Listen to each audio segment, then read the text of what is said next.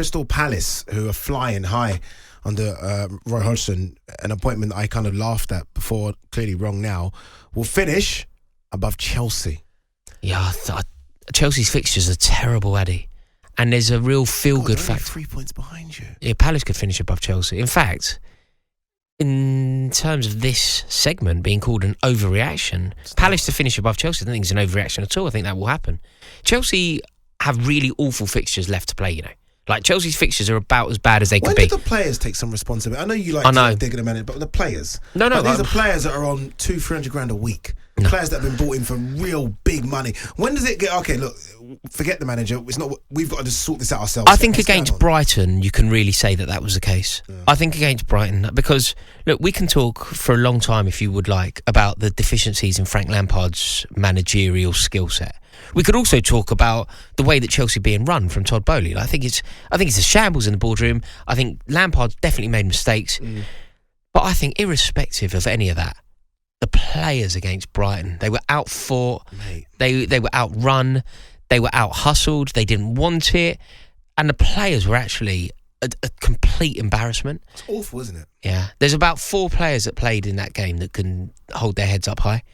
And the rest are just total Frank came out and said that it's not fit enough. Did you see that? Yeah. He said, like, aside from just technically being sort of behind Brighton, which is incredible, just not fit enough. Yeah, which is a very difficult... How can you not be fit enough as a Premier League footballer? Well, because it's not that you're not fit. Remember, he's talking about the small margins within the game. Yeah. He's not... Of course, Conor Gallagher is fit compared to me, you, and whoever's listening to this show. But compared to other Premier League players. It's how fit is he compared to Wilfred Ndidi? Yeah. And probably not fit enough, because that would be the coaching of the previous regime. You know, I think a lot of the time being fit makes you win the game. Like Liverpool won the league because they were fit. And you know, Chelsea under Antonio Conte, fit. Maybe. You know, Marcos Alonso and Victor Moses. You know, when we always flag how, you know, Bernardo Silva, the energy. Every single player in that Chelsea team, and Moses and Alonso especially, Moses and Alonso were overlapping every move. Yeah. Every move. Like, there isn't a Chelsea player that has the ability to do that at the moment. You know, I was looking at Reece James, and Reece James seems to get a real pass from the media and from Chelsea, from whatever. Like, a real pass. No, really, now, I'm happy you said that, because, look, he doesn't make the errors that Trent makes. He's not that. But he's getting away with it this season. Really, getting away with it this season. Massively getting away with it, Addy. Because not only is he looking sort of fairly shoddy on the ball, but he's out of position a lot. And do you know what I saw? He's looking a bit lumpy as well. Yeah, he's out of shape. Yeah. He's not playing very well. He's doing his. You know, he's incredibly physical. He's an athlete. Yes. He's kind of trying to bully people and like throw his weight around a bit, but he's getting skinned. He's getting skinned. And the crucial thing about him is, you know, in, say, 2.5 years, missed 70 games of football. That's a lot, isn't it? But for some reason, we don't talk about... Like, if I were to say to you, Reece James is England's best right back, yes. Well, you certainly wouldn't say absolutely not. No chance. No. And I think you should say absolutely not at the moment. Like, you can't compare Reece James to Kyle Walker. No. Like, you just can't. So... it's interesting, that position for England, because Trent's rubbish right now. Sorry. Reece James rubbish. Kyle Walker's been dropped. Yeah. So it's interesting. Well, is it Kieran Trippier? It's Kieran Trippier. All of a sudden, it's Kieran Trippier again, which I guess no one would have predicted. All right, final one. Todd Bowley will sell Chelsea in the next 5 years. Yes, I think he will. Sooner, potentially.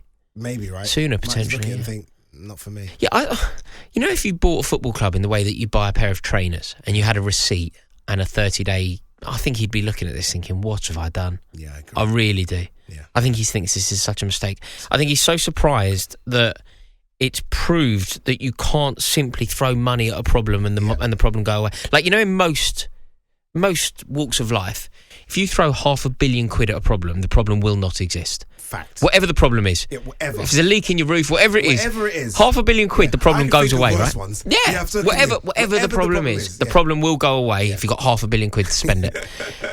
Whereas a football club's not like that.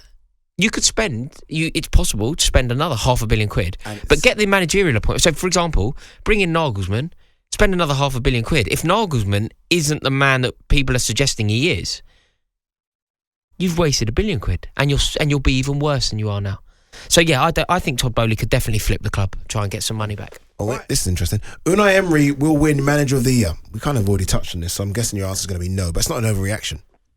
No, I don't think Unai Emery will be Manager of the Year. I think he's one of the best managers this year, but I don't think he is the best. I think that the permutations that would need to happen for it to be Unai Emery, we can talk about them. It's that Man City win the league and only the league. Mm-hmm. Arsenal win nothing. Bournemouth go down. The Villa get into the Champions League. I like what you've just done there. Then it's Emery. Yeah. But I think for Aston Villa, they're very unfortunate. What about who wins the FA Cup then? I don't think the FA Cup is... Okay. I don't think it... Yeah, Man United still in the so FA Man Cup? United would have to win the FA Cup, actually, because if Guardiola double. does a double... What if Man United do the double? Is no. Ten Hag still it? No. Okay, no. Don't count that no, double. that's weak double. That's very much a double, not the double. Okay. But do you know where Aston Villa are very unlucky? They could do with the season being another 6 weeks longer. Yeah. If the season was another 6 weeks longer, gosh, I think they'd be in the Champions League. What does it say about Gerrard? Does it say anything about... Yeah, it says an awful lot about Gerrard. Doesn't it? It says an awful lot about Gerrard. He was slating these players. Like, Tyrone Mings was awful. Remember, these the people like he's rubbish and this ain't going to work out. And God, these players are playing football now.